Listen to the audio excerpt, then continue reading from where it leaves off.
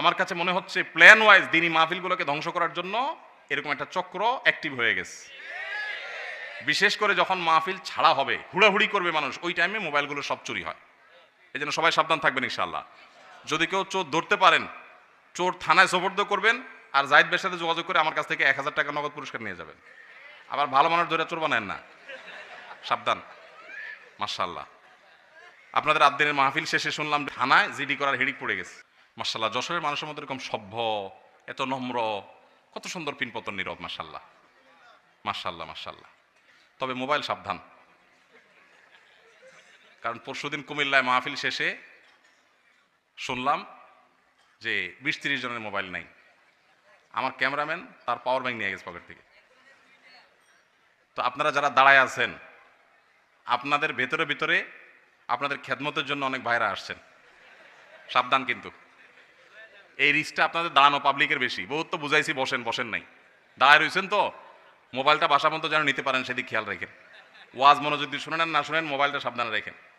আর যদি মোবাইল চোর কেউ ধরতে পারেন তারা আমি পুরস্কার দেব, কারণ সুযোগ সন্ধানীদেরকে আমরা সুযোগ দেব না ইনশাআল্লাহ। আমাদের এলাকার দাগি চোর আছে, যাদের মাধ্যমে এলাকার মানুষ দীর্ঘদিন যাবৎ ক্ষতিগ্রস্ত হচ্ছে।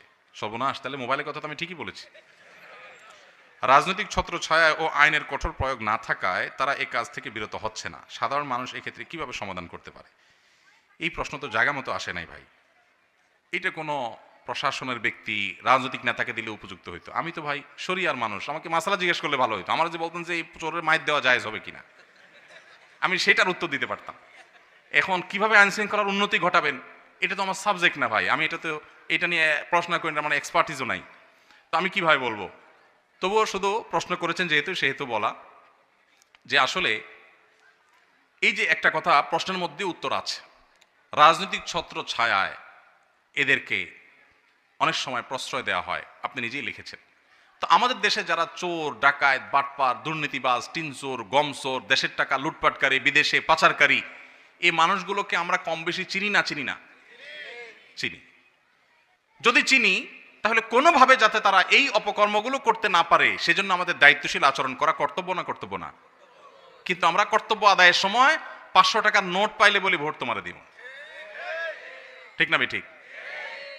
তো আপনি লাগাবেন তাল গাছ, আর আমার কাছে এসে চিট করে লেখা দিবেন ভাই কিভাবে বেল পাবো? সম্ভব? সম্ভব?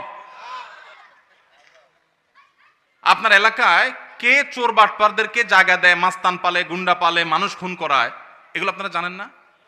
যদি জানেন তাহলে সেক্ষেত্রে সেই অন্যায়কে সামান্য কিছু টাকা পায়া আপনি নিজে আবার সেই অন্যায়কারীকে অন্যায় করার সুযোগ দিচ্ছেন, ঠিক না? ঠিক। এই অনাচার বন্ধ করার জন্য আমাদের সবার শক্ত হাত করা যথেষ্ট।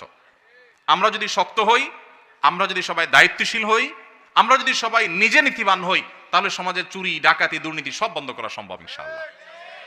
এই দেশটা এটা শেষ হয়ে গেছে নানাভাবে। আমরা নিজেরা অবশ্য প্রশ্ন দেওয়ার ক্ষেত্রে বা অন্যের কাছ থেকে আশা করার ক্ষেত্রে, এক্সপেক্ট করার ক্ষেত্রে আমরা 3 মাইল লম্বা এক্সপেকটেশন করি, নিজের বেলায় নাই। আমি কিছু উদাহরণ দিলে বুঝবেন। ধরেন আপনি রিকশায় যাচ্ছেন, একটা বাস পাশ দিয়ে যাচ্ছে, পানি আছে একটা গর্তে, যাওয়ার সময় ছাত করে একদম ফুল স্পিডে পানির উপর দিয়ে চাকাটা নিয়ে গেল, আপনার জামা টামা সব ময়লা পানিতে ভরে গেল। আপনি তখন কি করেন? বলেন যে আল্লাহর বান্দা ভুলে করে ফেলছে, থাক, এটা বলেন? আপনার সারা জীবনে ছোটবেলা থেকে যত গালি শিখছেন, সবচেয়ে বড় গালিটা বরাদ্দ করেন লোকটার জন্য। ভাইরা আমার, এই বেয়াদব, আর কি ভদ্র গালি হলো যদি বলেন অন্তত বেয়াদব তো বলবেনই। এরপরে বলবেন যে কিছু শিখে নাই, কত বড় অমানুষ, দেখো কিভাবে গাড়িটা চালা নিয়ে গেল, আশপাশে কিচ্ছু দেখলো না। আপনি তারে 14 গোষ্ঠী উদ্ধার করে ফেললেন, সে খারাপ খারাপ জিকির শুরু করে দিলেন।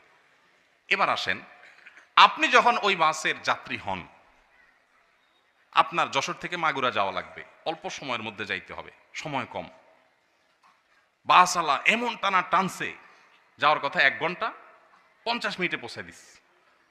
আপনি বাস থেকে নামার সময় ড্রাইভার সাহেবকে সাহস দিয়ে বলতেছেন, ভাই মাশাআল্লাহ মাশাআল্লাহ, আপনি একের ড্রাইভার ভাই।